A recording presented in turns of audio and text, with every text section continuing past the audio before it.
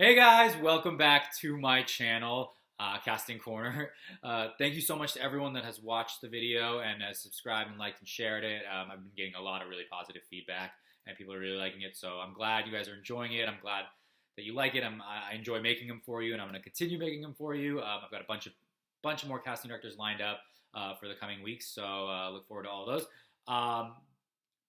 But yeah, and for those of you that did did message me and ask me why I look different, there is a little discrepancy between when I shot it, because it was a while ago, between now and then. I lost some weight, so thank you for noticing. But anyway, so this is going to be part 2 of Gianna, because there was so much positive feedback to her initial video, and I had so much more footage of her talking about other stuff, so I thought I'd just make another video. I tried to keep them under 30 minutes, so I just made another 30-minute video. So I'm going to do her this week, and then next week will be a new person. So I think maybe I'll do a new casting person every other week, and the weeks in between will be part 2 of them if I have enough footage.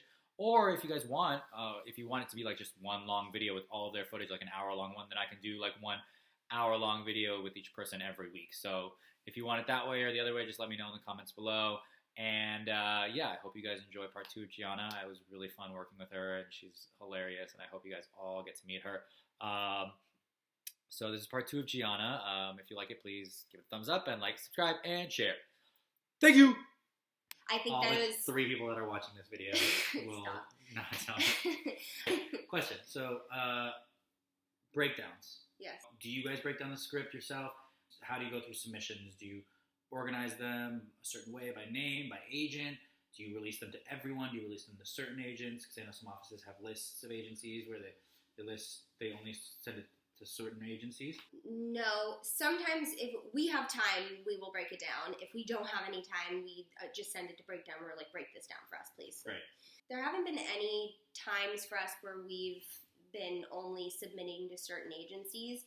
If that's our goal, then we'll just do it via email. And we'll just say, hey, this is the role that we have in this upcoming episode. Like, this is our character description. There's no breakdown for it. Like, can you send us a list of people that are available during these dates that you think that would be good, that fit this description? Right. But when we do put on a breakdown, when we do put out a breakdown for anything, we'll sit in their office until like 8:30, 9 o'clock at night, just going through all of them. Alexis will click on demo after demo, look at, I mean, Wow. It's just their, That's really good. yeah, That's they go through everything. So, what makes someone's headshot stand out in a breakdown, in your opinion? I don't think it's about standing out. I think it's just looking right. It's just looking right for the role. We're looking for, someone in their late 20s, early 30s, Do you look like that? Do you look like that? Do you play late 20s to early 30s? Are you a man? Are you a man? Breakdown? Because sometimes there are women breakdowns sent for men roles. Right. We're looking for diversity. Right. So, what ethnicity are you? Yeah. We're looking for someone with blue eyes because they describe that person with blue eyes. Right. If you don't have blue eyes, we're not going to rate you. But what about hair color? If it's specific. Right. If they say, here comes walking down the street, a blonde hair, brown-eyed, 25-year-old girl, then that's who we're going to read. Right. Who look like that. Right. And sometimes they'll step out of their box and read people without blue eyes or brown eyes or whatever, because it's like color contacts, whatever. If they think that they can do the role, it's like, look, they have brown eyes, but they're great. They're great. Perfect. Maybe you can fix that, and then we read or them it's like anyway. they just wrote blue eyes, but they didn't really. Right? Is that gonna stick? Who cares? Is that a major thing? Do they have concept calls about each episode and what they're looking for in the characters? Do they talk about just the bigger characters, or do they talk about everything? Everything. Even the one line that co-star, Yep. it's like, yeah, it's like, what do you want for this? This is what we want. Middle-aged woman, Caucasian, looks like she's having, a midlife crisis. Right. So then what makes an actor stand out in the room? Coming in prepared is very important. Willing to play. Yeah, willing to open. Yeah, I think that anyone that comes in and says, do I need to know anything before I start? Majority, our answer is no. Let's just see what you got, and if you're not on the right path, then we will put you on the right one. So that is, unless Unless the path is crossing the line. Right. Don't cross the line. Just stay behind that black line. And don't ask me to put myself in a headlock. Or do anything else right. to any of you. Don't pull out a gun or anything. We say, look, Blackish is single cam, so keep it real. Right. Or it's, Nickelodeon, so have fun with it. Right. We'll say things like that. I love actors that are just like, when we work with them and they say to us, they're like, thank you so much for working with me. Yeah. Like, it's appreciating it. Yeah, it's like appreciating it and like, just saying that was really fun. Like, thanks. And just they're doing it for fun and they just don't beat yourself up, You just keep trying. Doesn't matter how long you've been doing it. You'll get your break one day. Do you feel like having that confidence and a comfortability really helps? Yes. Like being in the room? And you can just kind of like, it puts you at ease, makes you feel guys also just people who are educated on the show, take classes and just kind of have experience. It's all about having experience, being in the room and doing it. Right. Don't think so much into it. Like once you leave an audition, just don't think about that one audition, that one moment. Once you leave an audition, like throw it away like you throw away your sides. It's over. Right. You're done. Don't think about it all day. Yeah. But also, I love actors. Right. There are people in casting that hate actors, and I'm like, well, you don't have the right job. Right. You're in the wrong business. I feel for actors. I get it. I want you to complete your scene, and so does Alexis and Christine. They want them to do their best and feel like they did their best and make a good impression. How do you feel about, like, what are your personal pet peeves of actors? For some reason, it's really hard for actors to find our waiting room. Even though I've put signs up everywhere with arrows. There's so many arrows that tell you exactly where their waiting room is. Like blocked letters. I mean, it is kind of like, it's far back. Yes. But you've been in our office, there's like a hallway, and you see a room with 2 desks that would be somewhere where someone works. That obviously wouldn't be a waiting room. Then you see... is this the waiting room? Right. Well, people have walked into my office, and they're like, where do I sign in? And I'm like, the next door, you've already passed it. It's the door that says waiting room, and that's with all the chairs and the water cooler. It's over there.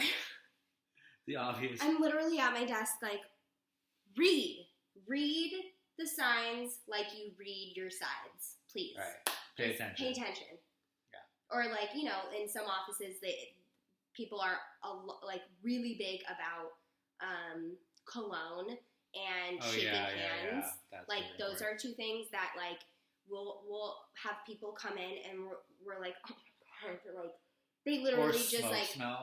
Or they smell like smoke. We had some girl walk in, oh my God, to our office, and she just reeked of weed. And I was like, oh, she just lit up, like right before her audition. Oh my God. We were like, wow, you reek. Or you reek of cigarette smoke. Right. Or you just poured an entire bottle of cologne on yourself. Or you smell like a homeless man. It's like, please... Hygiene. Bathe. Just don't smell. Bathe. Make sure you bathe. Just don't smell chatter, like small talk. It's fine. I love to interact with actors and get to know them and, hear the little quirky story that they want to tell us, like right whatever happened before their audition or where they're going after someone's birthday, their kid graduated, whatever. Love to hear that kind of stuff. But also you have to remember that we have 50 people waiting outside, and we have a deadline to make. Right. So keep it brief. Keep it brief. Or, just brief. Read the room too. Read the room. If they're talking to you and telling you something, then it's okay. Talk back. But if it's like, okay, great, let's get ready and let's do it. Don't go into like a 20-minute story of like the birth of your child or something like that. Which has happened a lot. Okay, postcards, emails. Headshot drop-offs, those kind of things, like keeping in touch with you. Where's the border between being like a persistent actor that's like, just here's what's going on in my life, or like here's my monthly newsletter or whatever it is, right? Versus like you are annoying the shit out of me, like stop, leave me alone, or like Facebooking you, or like those kind of things. We get postcards all the time, and I'm the one that goes through them. You know, there were some offices where you go through these postcards and you keep a log of all of these people that are, you know, trying to promote themselves, which is really great. My bosses look at all the postcards, they leave them on their desk. They know majority of them. They are just so, their knowledge of actors is so large, they don't need the postcards, right? You know, because they're like, being, we know you, you're being submitted. You're being submitted, we're going through every breakdown, like you don't need it to remind me. Some offices maybe might forget you, and like, so that's why people send postcards. Right. Or they like don't go through every breakdown or they, whatever it is, they don't think of you or whatever. So I was like, you guys need a website. And then actors can contact there. That's good. Yeah. Good to know. There's going to be a website for their office. Yes. So you can contact them. KandScasting.com. But I mean, any like showcase that I go to, I have my email that I give out, and people email me all the time, and like you're okay with that. And I'm okay with that. Like, I know I do it all the time. Yeah, you know, makes them feel better that they're doing something, putting themselves out there, and then like I'm all for that passion and persistence. Like, I was doing it when I was trying to get a casting job. Like, I'm putting myself out there. Like, here's my resume. This is what I'm doing. I'm casting this, you know, pilot with my friend on the side, or I'm doing this short film, or like whatever. Like, I post all over my Facebook about it because, you know, I have a lot of friends that are in do film, and I like to promote myself too. So people who are promoting themselves being actors via email, I'm always willing to. Wait, say that last part again. I realized my head has been cut off for like half of it. That's okay. It's not really about me. It's about you. I'm always willing to, you know, look at whatever they're trying to promote. Like, hey, I was in this new episode of, you know, NCIS or whatever. And it's like, you know, if I know them personally, like there was this girl that I used to intern with at Risa Brayman Garcia's office, and we've stayed in touch, and she's not in casting, she's an actress, but she'll email me and send me postcards, and they're so sweet, and she puts so much effort into them, and and I'll record the episode so I can see her. And like, cause I want to be like, yo, so I saw you. I need to make, it's important for me to make relationships with actors and not just, and build my net so people know me instead of, you know, brushing them off and being like, I don't give a fuck about what episode you're in. Just goes back to like wanting to, like working with actors. You gotta love actors. You gotta love like, and that's good that you care and you see that effort and good stuff, because there's a lot of offices that don't care or are too busy or whatever, and you're super busy and you still care and you still look at it, so that's really, really good. And even like friends who send me I'll have friends send me self-tapes or their reels or whatever, and they're like, please give me your honest opinion about this, or like notes or whatever. And there's another kid from high school that I've known forever, and he all of a sudden was like wanting to be an actor, and I was like, self-tape for some of the stuff that we're doing. I'll show my bosses, I'll give you notes, like, you know, you should be taking classes at UCB or, you know, Groundlings or like whatever, and you should be taking classes and being familiar and meeting other people, other actors, just gaining your skill. I brought him, he doesn't have any representation and he's not in SAG, so there was no way that we were going to be able to hire him on the show because literally the show won't let us. But he came in and read just to get him experience in the room, and he left, and my bosses were like, he was awesome. It's amazing. Like, that's really good of you too to do. If he was SAG and union and had representation, like, would have posted him. Or, is representation that important, though? If he had come in the room without having representation, but was in the union, was in SAG, we would be able to post him, because he doesn't need to be hired with an agent. I know a lot of offices don't like actors pitching themselves without representation. Okay. So I think that representation is important, no matter what. If it's just a manager or an agent, it's just something that you go through. A lot of the times that we deal with people who don't have representation but are in the union are usually friends with producers and directors, or they're a friend of whatever, and we hire them and we do it half-heartedly. But I just do think that it's important to have representation. Would you, like, if you found someone that was good, like your friend, would you like suggest them to like a manager and be like, oh, this guy's good? Yes. Like you should know him. Yep. And one last thing, because we were talking about self tapes. Have people if they can't come in for a role for you guys, you have them self tape and watch them. And then also, if for some reason an actor with representation, everything like that, but gets your sides and self tapes without you guys calling them in, like an unsolicited self tape, will you guys watch it still, or you will? That's good. Yep. That's and great. we book off tape all the time. Book off self tapes. That's amazing. Yeah, and we'll still have a session, and Way of the future. and then someone will self tape, and we'll be like, wow, they were really good, and we'll post them with all the people that we read in the session, and then sometimes that self tape gets picked. Probably stands out even more for the producers because it's different background, different reader, everything like that, and they're like, Right. this is different. What's different about this? Right. I like this person. But also there are those like catastrophe self tapes. Oh, yeah. These are my tips for self tapes. Having good lighting, a plain background, an actual physical reader with you. I think talks. it's hard. Not a robot. It's hard. Not a Siri. No, And not yourself. Not yourself. Not someone on Skype. Not someone on the phone over speaker. Find a friend. Just find a Any friend. friend. You're staying in a hotel somewhere by yourself. Go downstairs and ask someone at the front desk, like, hey, I'll pay you if you just like come upstairs and like, read this role with me. Like it's so, it really makes or breaks a self. What if the reader's real bad though? I know. It's bad. It's bad. It's bad. Yeah. But like, so you want to get an actor. You want to try to get an actor your best. Try your best. But obviously, there are those times where you're like in Thailand and like you can't find anyone that speaks English or whatever. Like, and you're on vacation and you have to self tape and whatever. I think that it's the circumstances are tough. But then your rep to give you a little note, be like, he tried to find someone but couldn't. He's in Thailand, and no one's speaking.